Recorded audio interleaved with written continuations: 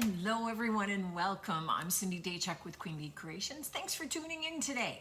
I am so excited. I just got in the new JRV rice papers. So these are Japanese rice paper that is imprinted with archival inks. So really high quality inks. They're not going to run, they're not going to bleed, which is important if you are looking to decoupage with them. So, sometimes you may, if you've used tissue paper and you're putting your top coat on and the colors start bleeding, that's because they're not color set. They're not as good quality. The nice thing too about rice paper is it's got kind of like fibers that are running through it. So you get kind of an interesting texture. And so I want to play with it. So I've pulled a couple of projects out of my stash, so out of my thrift stash, and we'll take a look at what we're going to do. So one, hiding over here in the back corner is this. I mean, this is such a really nice, heavy cloche lid. We're gonna do, oh, still got a price tag on there, so $4 for this. I'm counting in my discount. And so we're gonna work on this one. I have two of these little terracotta lidded pots. One says sugar, one says flour. This drives me crazy. Look at the glue job on that. That word is all cockeyed. So I'm gonna try and pop those off. We'll reattach them after, but we're gonna do that. And then I have this fabulous basket. Now, I know it's got the red and green down here. I'm not gonna sweat that, but this is a little old and tired, even though the rest of it is in perfect condition. So we're gonna flip it out from Christmas, and we're gonna play with this. Now, interestingly enough, of course, the papers are A4 size, which is I think about 8 1/4 by 11.6, so about 8 1/4 by 11.5 inches. Is not quite as big as the top of this. So we're gonna do a little bit of stuff to kind of mask that. And I thought that was important to give one project where it was a little bit bigger. But the first step, of course, is to create my base. Now, you don't always have to decoupage with a white base, but just know whatever color you're doing, painting the surface is going to echo up through your papers. And I'd like to keep these still kind of nice and bright and true color, just so I get a sense of it. So I decided I'm just gonna go easy on myself, and I'm gonna do everything with white linen. Now, this is the all-in-one paint by DIY. And I don't use it that much, I don't think. It doesn't feel like I use it a lot. Anyway, I'm gonna use that. And I'm gonna get everything. So these, I'm gonna leave the pots natural. I'm gonna see if I can unscrew this and just paint this and pop these off with just this. Pop them off, and I'm gonna get them painted too. So I'm gonna get everything painted, and then we'll come back for some of the decoupaging, and I will make my selection from my papers. There are wonderful full page, florals. We've got, lovely cows in the field. We've got, chickens and a rooster and birds. I'm kind of leaning toward this one for the top of the basket. Georgiana, so vintage women and butterflies and florals, and look at the sheep. I mean, there's so many to be able to choose from, and this is just kind of the start. So let's get started. I'm gonna get my paint open, get these surfaces painted, and then we'll come back for the fun stuff. We've got our paint coats on, and we're ready to decoupage. So let's start we'll go small to large. So you'll notice I've got a nice white coat on this side, and I've got a partial white coat on this. This is the side that I'm going to decoupage, so I just needed to have some of the white. You know what? I don't paint more than is necessary, and it's kind of like you know, part of it is not wanting to waste product, right? It makes whatever I'm selling more expensive, and it's just not necessary. It's extra time as well, which again makes things more expensive. So what I had thought that I would do is I wanted to take the Scientific Butterflies piece of paper from the new JRV, and I thought, yes, okay, so I can cut this in half.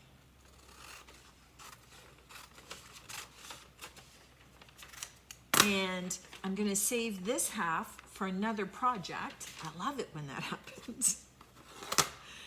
And I am pretty darn sure that if I cut this in half, that I just make it. So, bonus.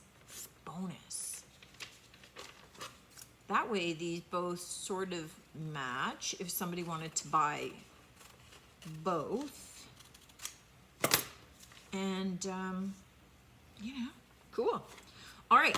So I have both of these. I got this lined up, and I have my liquid patina from DIY, which is an awesome decoupage medium. I mean, it's a great sealer. It does a lot of things. But one of the things that it happens to do is decoupage. So perfect.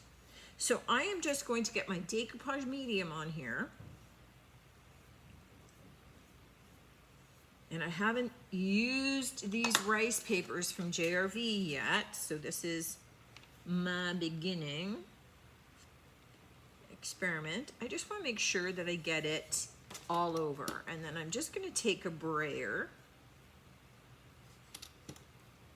to make sure that I've got that fully adhered, because then I'm just putting it off to the side to let it dry. So that was fast. That was easy. Okay, so I'm gonna let that dry, and I'm gonna get this one stuck on. And I'm not applying a crazy amount of the medium, but you don't want to cheap it out either. You want it to do more than just barely stick, right? We want to get it on there so that we've got good adhesion and it kind of soaks into the paper a little bit. Now, most papers go on fairly smooth at this point. Usually if you're going to have problems with it is when we do the top coat, right?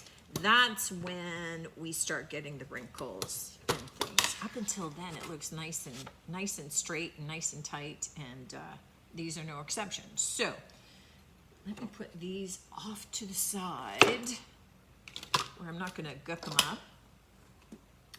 And okay, you're dry. So this is my bottom, and this is the piece that I'm going to decoupage. And I'm going to use part of the monochromatic, but those butterflies are way up high. So I'm thinking, okay, good, that gets the butterfly in. And I'm out about this side. So again, with this,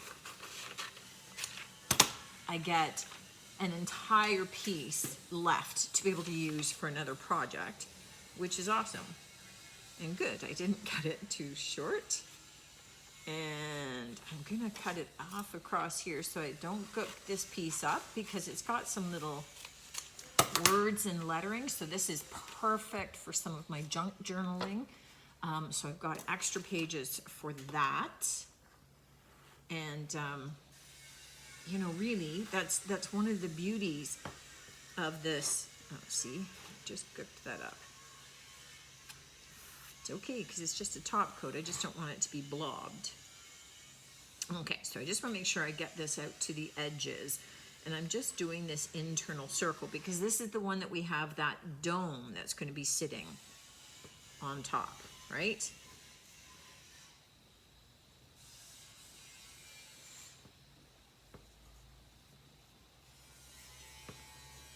So let me get that out.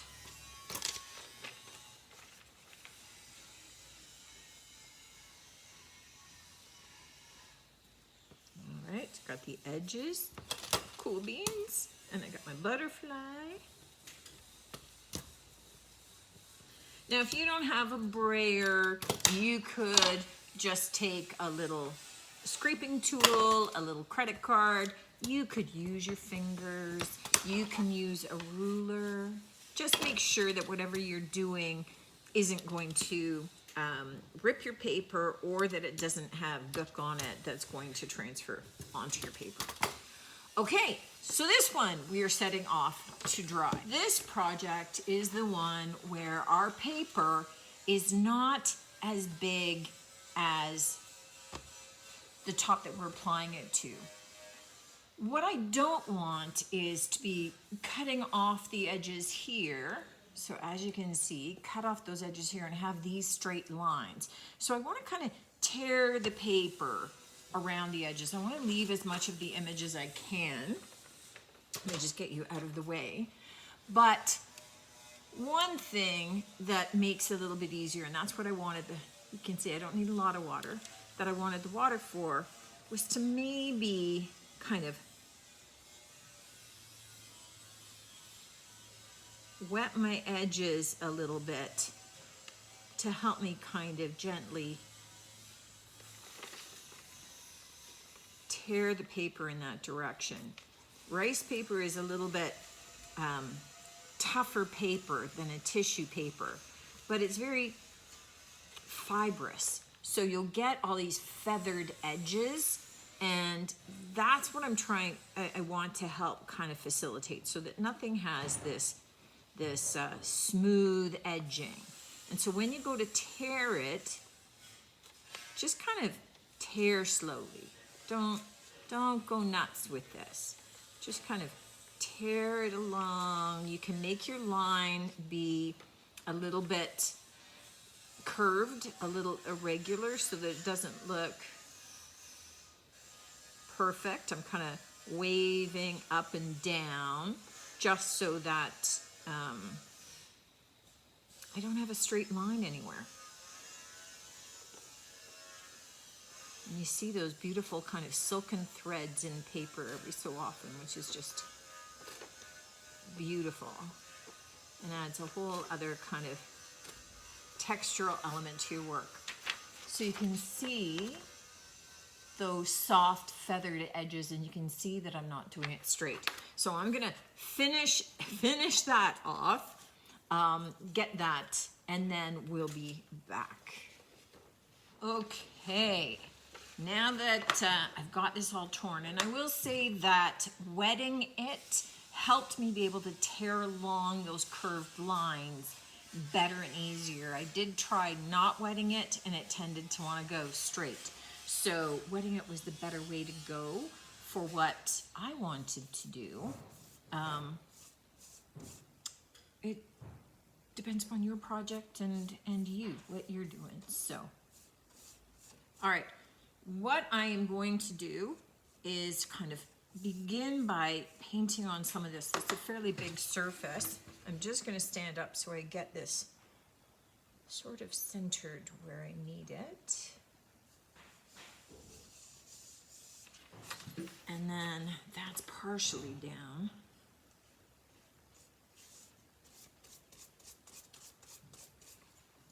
And just slowly start to lay it out.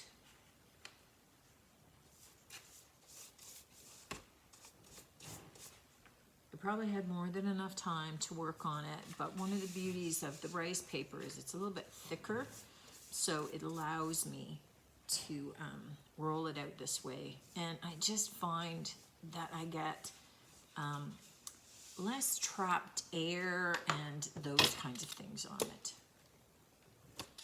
So one of the things that I have to watch for now is, because I'm rolling out to the edges and my glue extended beyond that, is that I kind of smooth that part out afterward.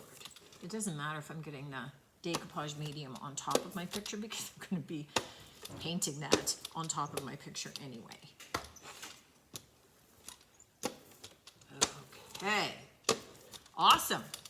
So we are now gonna let that dry. And one of the reasons that I'm letting them dry is that I want to be able to get the excess paper on the other ones cut away. I want to do a little distressing. I don't want it to be absolutely pristine.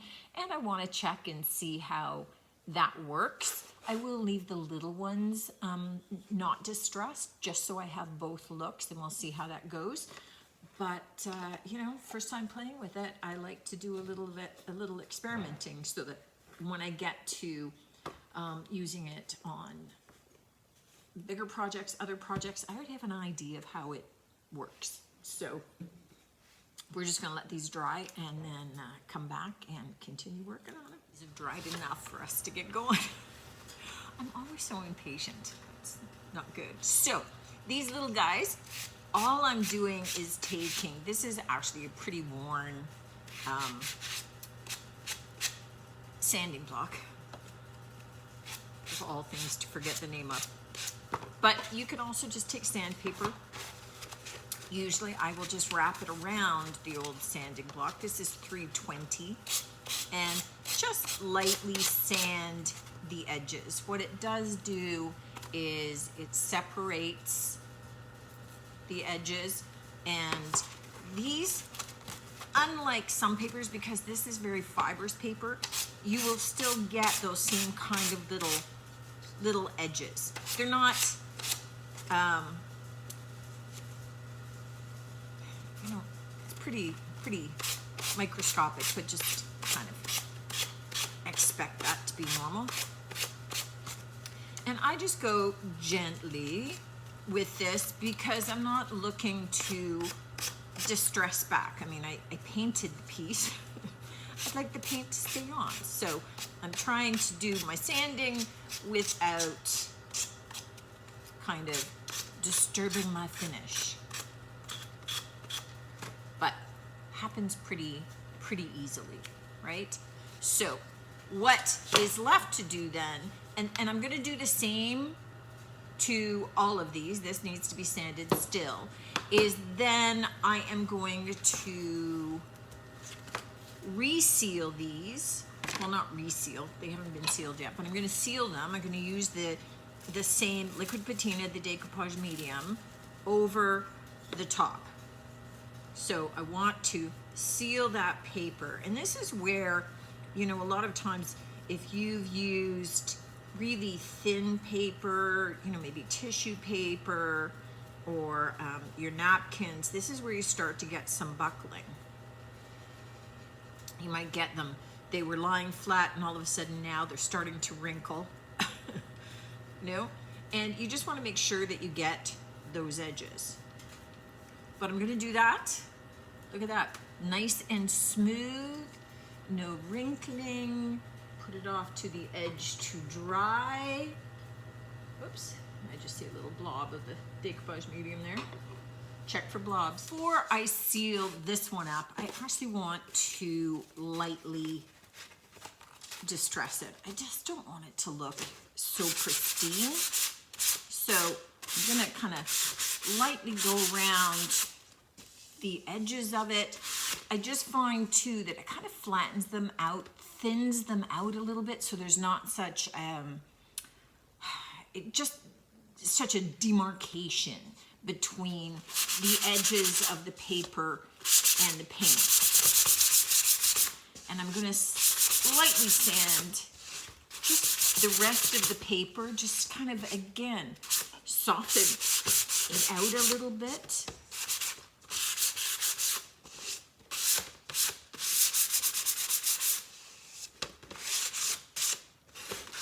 Take it around those edges a bit. Okay, let's get that dust off. And then let's get this sealed up. So I'm going to leave these overnight so that they are fully dry, and I can then look to assemble where assembly is required. And there's still a little bit that I want to do to this one. So we'll come back and we'll